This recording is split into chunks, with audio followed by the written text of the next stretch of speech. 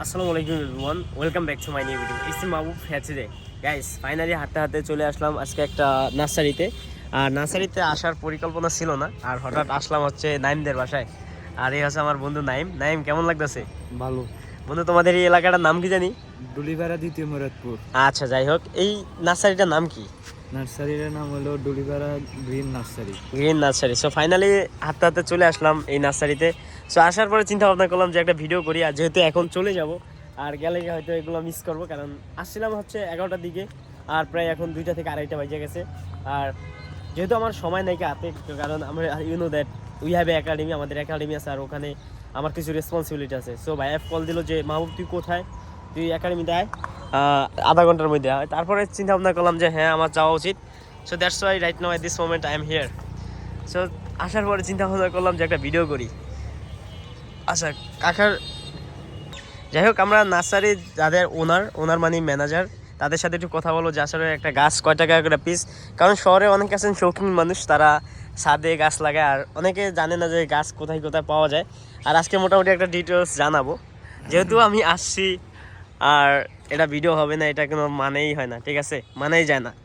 যাই হোক, এই সাইডে দেখতে পাচ্ছেন এগুলো হচ্ছে আম গাছ, আর এগুলো হচ্ছে আম গাছ। আর এই হচ্ছে মেবি, এটা কি গাছ বন্ধু জানোস নি?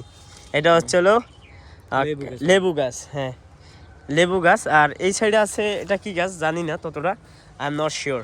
সেই নার্সারিটা হচ্ছে অনেক বড়। আর মাই গড, এখানে একটা পাখি ছিল, চৌরাল দিয়ে গেছে গিয়া। যাই হোক, ওদিকে বের হ।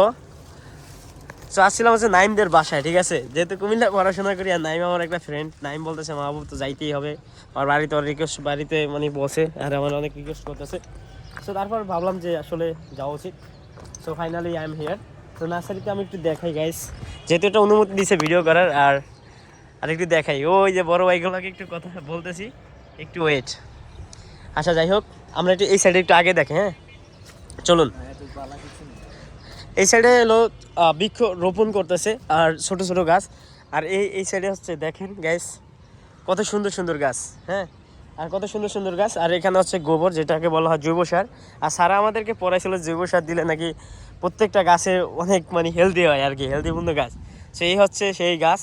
এই হচ্ছে মরিচের চারা, আর এটা হচ্ছে বেগুনের চারা। আর যতটুকু আমি জানি, কারণ my father is a farmer, আর সো ফার্মিং সাইড থেকে আমি তো মোটামুটি এই সম্পর্কে ধারণা আছে। সো ধারণার সাইড থেকে আমি বলতে পারি যে এটা হচ্ছে বেগুন গাছ। আর এখানে হচ্ছে এটা হয়তো লাউ গাছ, এরকম মিষ্টি কুমড়া না, লাউ গাছ। আর এগুলো হচ্ছে মরিচ গাছ।